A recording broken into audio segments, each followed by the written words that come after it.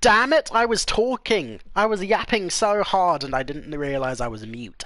The reason I muted myself in the first place was because I accidentally touched my eye after sipping on some spicy gravy. No, that is not a euphemism. But anyway, as I was saying, fluffing, yeah. As much as I like, the twist of the other shoe dropping, that the reveal is, oh, you might save the universe, but Ellie has to die for it. Um, you know, that is a good, that is a good emotional beat, and I think that emotional beat is so amazing that it made me forget that the exact execution of it is a little bit undercooked in other ways. Like, yes, that's a fantastic, extra tangle to the web, so to speak, but at the same time, Marlene didn't have to lie. I mean, no, she didn't. She didn't have to tell the truth, is what I was saying. She could have lied to Joel, saying, "Oh, you can't see her yet. She's just she's in surgery. You can see her after the surgery, and then she could just downplay it, saying, "Oh yeah, it's nothing too major. It's nothing too major. It's just that they're still working on her as we speak, and they don't want to be interrupted. Give them maybe an hour or two, give or take, or however long they need to do their extractions." And the fact that Marlene told us the truth is either really telling of her conflicted feelings or it's bad writing.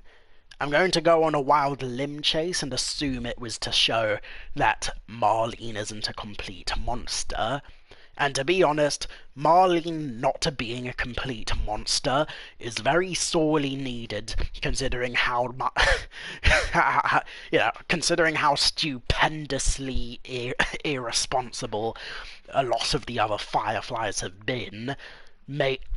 Case in point, the two dudes who punched me in the face for trying to do chest compressions, and, after clearly having saved a little girl from drowning, and they were told probably to be on the lookout for an old man palling around with a little girl. So, yeah. They could have said, "Oh, we have a medic, stop giving her compressions." He might be like, "There ain't no time!" And then they could have KO'd him, and that could have been an interesting character beat, like Joel being so protective and caring of Ellie that he would rather risk trying to save her quickly and possibly incorrectly, as opposed to wait for someone else better to do it. If they had, say, a medic just coming around the corner, don't worry, we was expecting you, and then that guy butt pistol whips Joel for, trying to go about his business. So, yeah, that would have been something, but whatever, it's cool. What else was I gonna say? Okay. March 15th, we finally crossed the Utah border. In a couple days, we'll be back with the others. Today, the crew was in much better spirits. I've been worried about their morale since Greg and Tanya's passing that last week. It's good to hear them laughing again. Robin came up to me and said, "Thanks for watching over us, Marlene." It was a small gesture, but I needed it. 23 March. Ellie never made it. We arrived at the hospital. There was much celebration, at least from the others. I guess they're happy to see their old friends. We haven't seen some of these guys in over 10 years. After they told me the news, I couldn't eat. I couldn't talk to anyone. We've arrived at the hospital. Are they talking about this hospital? Okay, yeah, no, this is this hospital, yes. We haven't seen some of these guys in over 10 years. I couldn't eat, I couldn't talk to anyone. I should be grateful to just be alive, but right now I just want to shut my eyes for a bit. They look at me and I know that what they're thinking. That we're a bunch of incompetent grunts. What was I supposed to do? I thought I was going to die. My men were being hunted by the entire Boston battalion. I had to get her out of the city. How was I supposed to know the Firefly escorts were already dead? Hang on, what? You mean to say... Oh, so you arrived ahead of time. Although, yeah, I mean, Joel was never part of the plan, to be fair, so fair enough. You know, we only ended up getting entangled in all of this stuff because... Oh, there's more. Is there more? Oh, there is more. But yeah, Jesus. Yeah.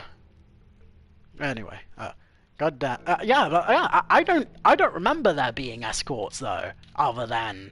Although actually no, I do remember there being escorts because I think we have come across dead Fireflies before anyway.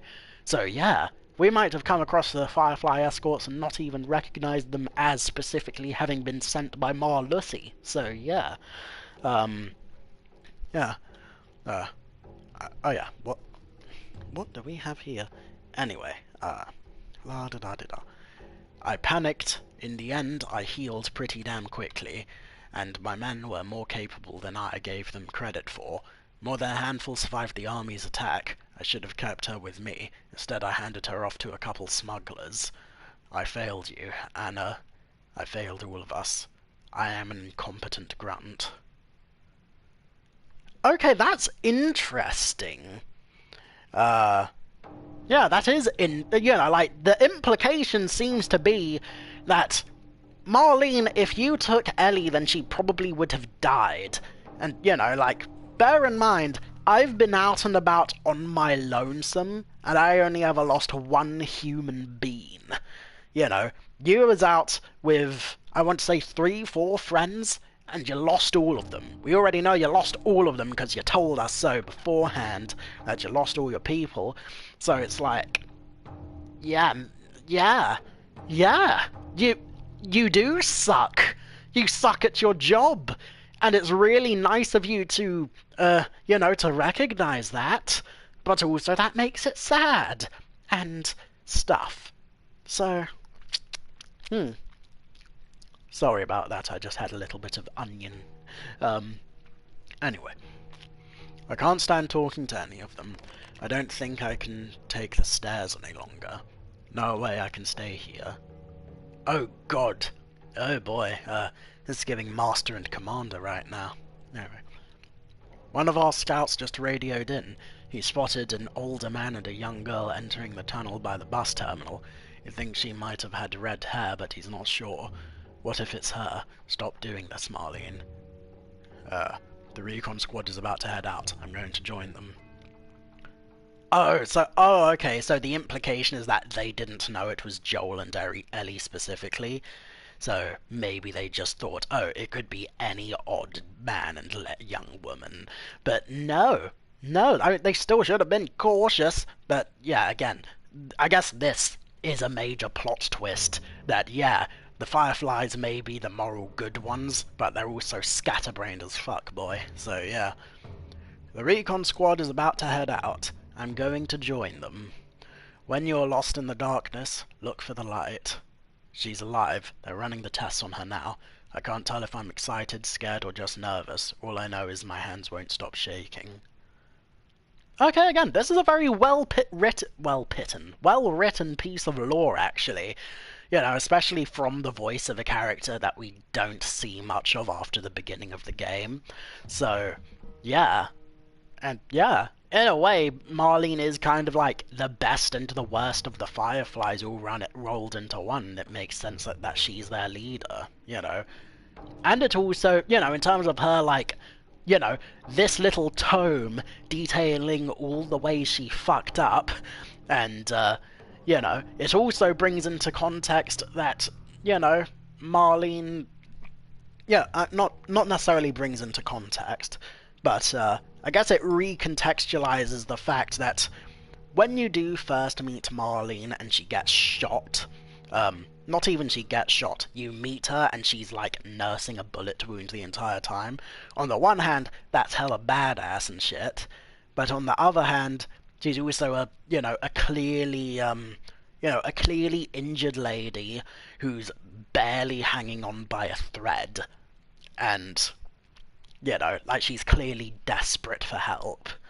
And so the fact that, so the fact that Marlene, despite to a degree being a hero, is also not very competent and not fit for the job. I mean, arguably, her not being fit for the job makes her more of a hero, since that tends to be the situation a lot of heroes are in. The young shonen protagonist who just started training has to overcome his or her deepest insecurities and fears in order to succeed in their training art and take down the big bad dude with the power of friendship.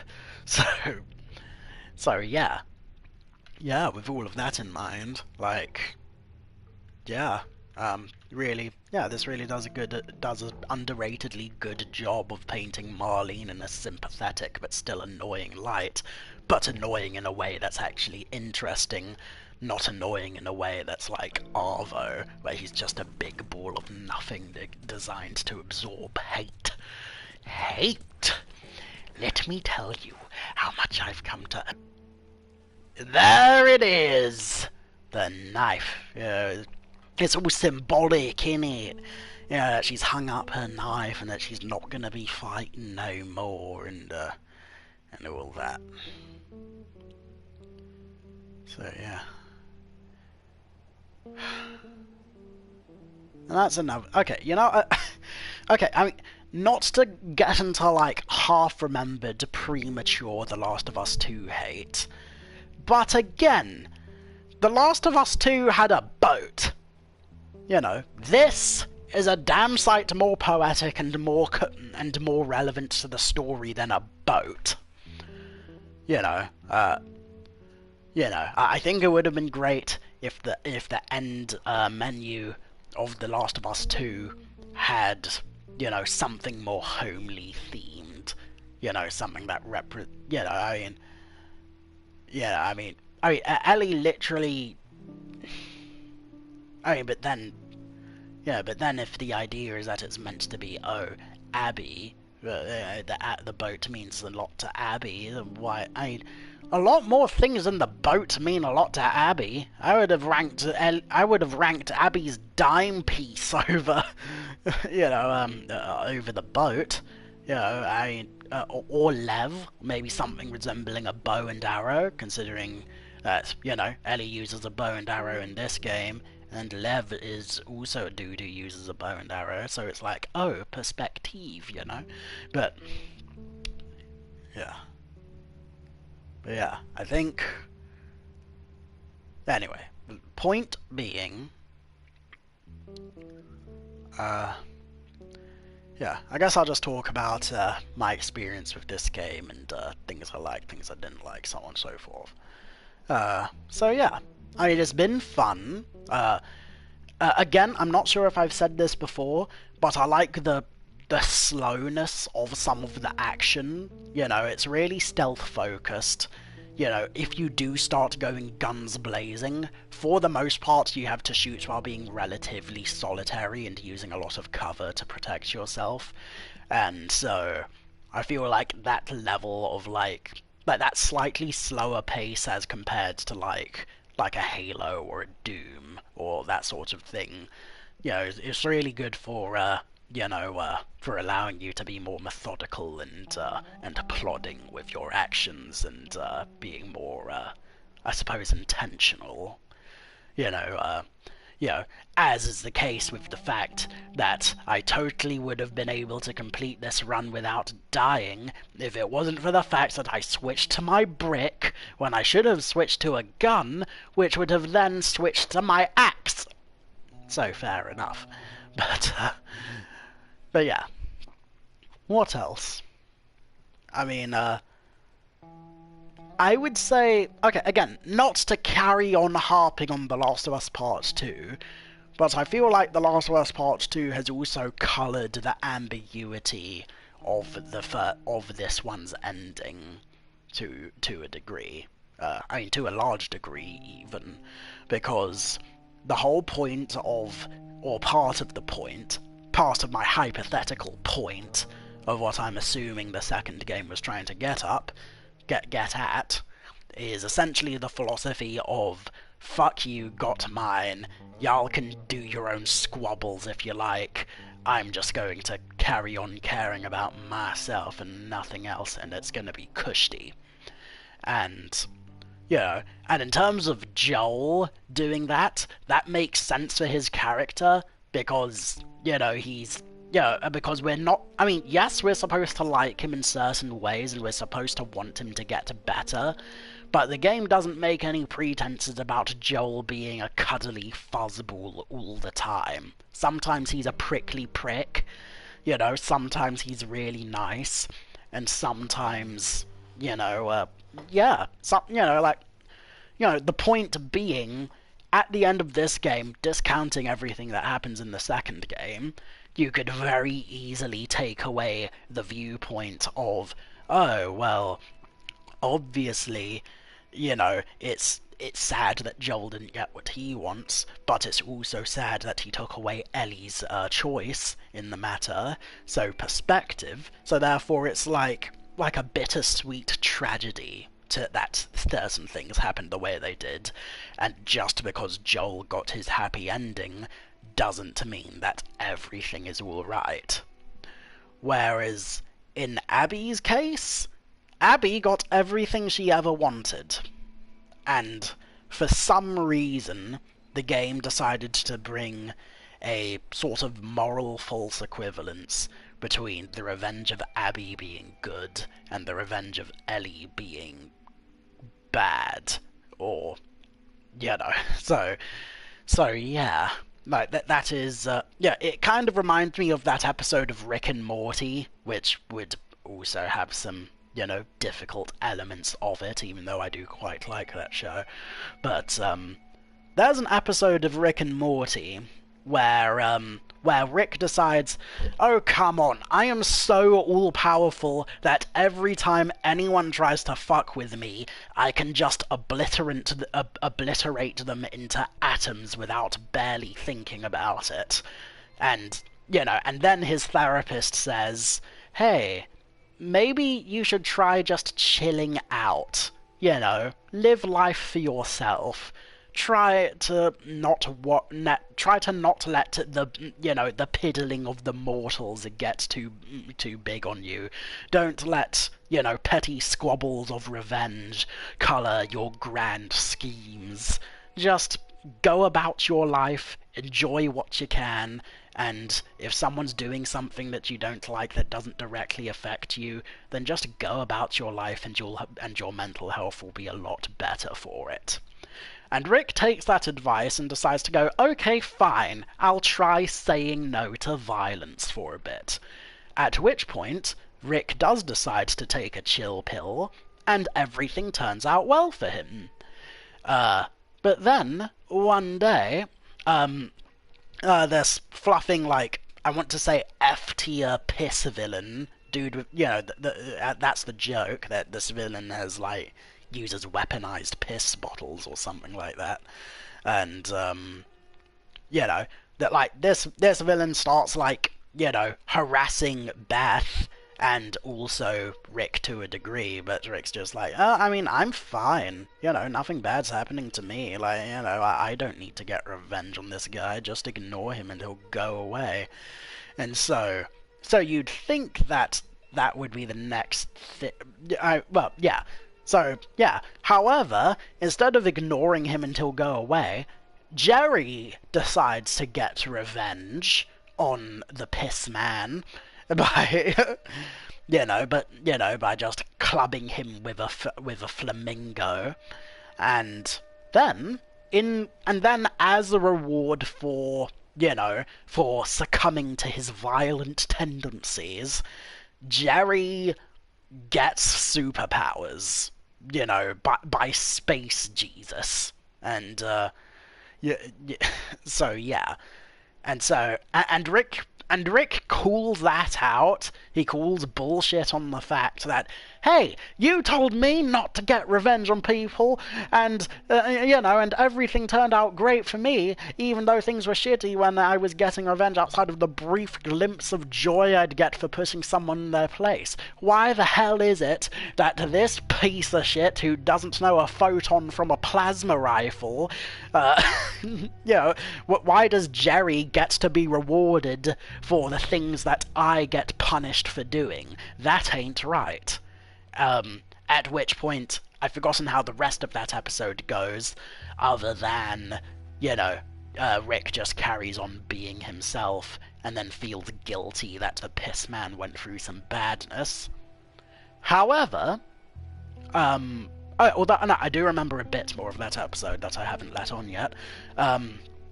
However, part of the twist of that episode is that, yes, Jerry initially got rewarded for his, for his violent tendencies because it was righteous.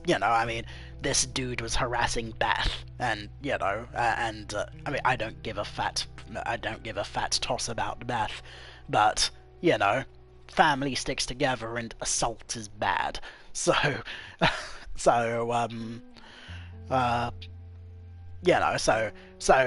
like, Jerry deciding to, put the piss man in his place at first was good, but then, after Rick assumes the identity of the piss man and starts doing good stuff in the piss man's name, because the piss man committed suicide, oh boy, someone just slammed the demonetize button, did they?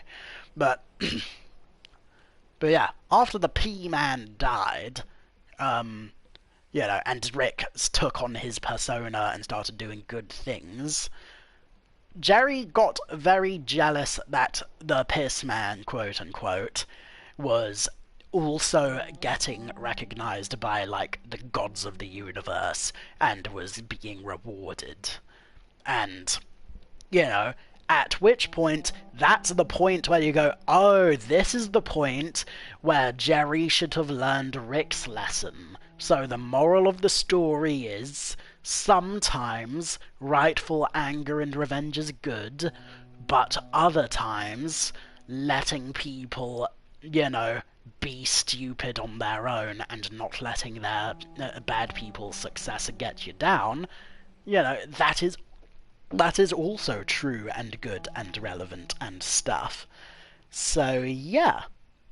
So basically, to Ouroboros my own metaphor into a simile like that, what I'm trying to get at is that, like, The Last of Us Part 2, at least from what I vaguely remember it being like, is basically like that episode of Rick and Morty where, like that episode of Rick and Morty, except the ending cuts away before it makes the decision of whether or not certain types of revengeance or forgiveness are better than the other. So, yeah. Getting back on track with this game, though, I think I already gave most of my thoughts at the giraffe section. Like, it's a simple story, well told. It's a good, it's a good game. The action tickles me in a good way for reasons I've already explained. Fluffing, what else? The action tickles me well. The performances are really good. It's very HBO Oscar bait drama coded, which, on that note, very much looking forward to catching up on the HBO drama eventually. I have the first season knocking about right now, even. And I guess and considering this like I want to say 4th or 5th playthrough of this game, I think it's really neat that there's a lot of Easter eggs and things that you can look back on that act as surprisingly good foreshadowing and parallels in the story. Especially the stuff with Marlene. I don't remember the stuff with Marlene, with her voice logs being as good as they were. So, yeah, like, certainly that. Um, will I or will I not play Left Behind? I would like to, but I'm also very, very eager to get to part 2. So I'll leave it up to a vote, but yeah, I don't know, um, but yeah. What else is there?